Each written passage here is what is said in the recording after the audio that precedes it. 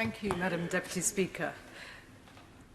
If the COVID-19 crisis has taught us anything, it is the value of key workers, so many of whom are immigrants to this country. Look at the names of the NHS and social care workers who've tragically died. They came from every corner of the globe to care for us and have given their lives for us. So many of the key workers in the UK are immigrants. About 180,000 workers in the NHS and social care sector are just from the EU.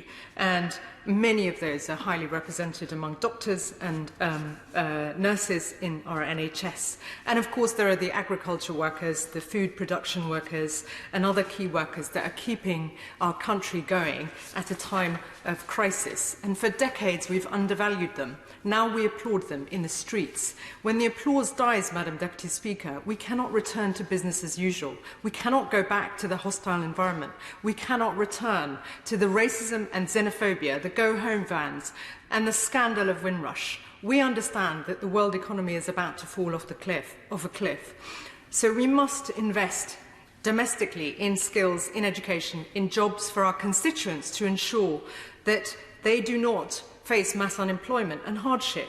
But we will still need new immigrants to help us fill skills gaps where they exist. And now now is not the time to put up barriers. If we do, then the NHS, as we've already heard, and the social care system will be on its knees. The new global Britain must be open for business, welcoming those who want to roll up their sleeves and to help us, just as previous generations, including my parents' generation, who made a contribution to this country as new Commonwealth migrants. So let us not forget the proud history of supporting and encouraging immigration appropriately to rebuild after the post-war period. This bill does not meet our economic needs after COVID, nor does it protect the NHS or the social care system.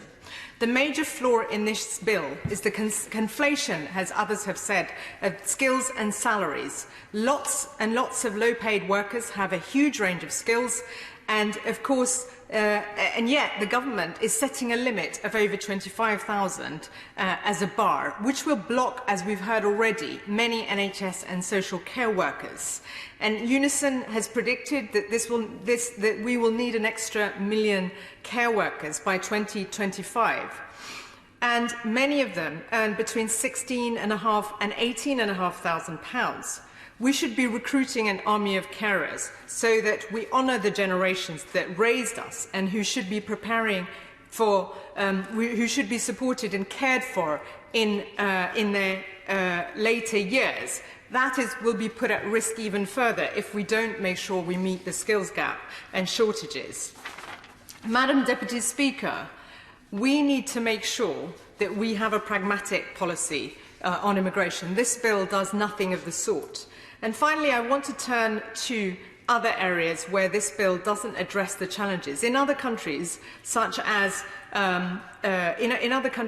Portugal and elsewhere, their governments are looking at how to make sure undocumented migrants, and we have some 800 to 1 million undocumented migrants, are given the health care that's needed given the pandemic, where there could be a wider risk. And when the Prime Minister emerged from hospital, he thanked staff, especially the 2 nurses from New Zealand and Portugal. And despite his praise, it is his government's policies that are making them suffer. The proposed surcharge on the NHS workers coming to the UK could be as much as £8,000 for a family of 4 on a 5-year visa. This is a huge amount of money, and it's an absolute disgrace that the government is considering this surcharge. So I appeal to the Minister to make sure that this doesn't happen. Madam Deputy Speaker, there are many flaws with this bill, as others had pointed out, including the power grab by ministers. Why should anyone trust ministers who presided over the go-home vans and the Windrush scandal? It is for these reasons and the fact that this bill is not fit for purpose. This bill doesn't recognise that we need a new settlement, a new consensus, having seen the contribution of migrants to our National Health Service, to protecting lives, to saving lives, that this bill is not fit for purpose, and for this reason I will be voting against it.